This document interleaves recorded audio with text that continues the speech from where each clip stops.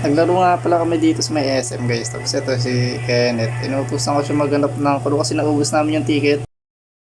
Hanap ka dyan, oh. Meron yan dyan. Ayun na, net. Ayun, oh. Nagwawalis. Ayun na. Dali mo, magkakapunta mo, sayang.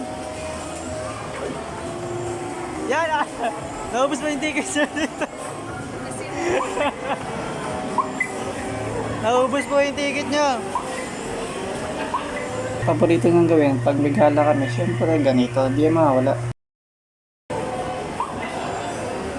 Dami. Ang tagal ni Kenneth.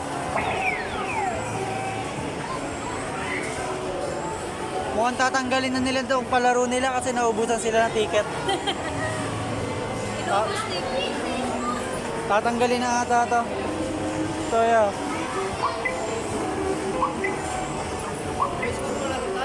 Ngayon ko lang nakita. Inubos nila sir eh, oh. Pabarangay mo nga. Inubos nila, oh. Pabarangay mo yung mamaya yan. Loko. Ilang putos na itong tape. Sagad na yung ano, pati nga. Sagad na. Ilang putos na itong tape ka. Lima yata ang putos ng tape eh.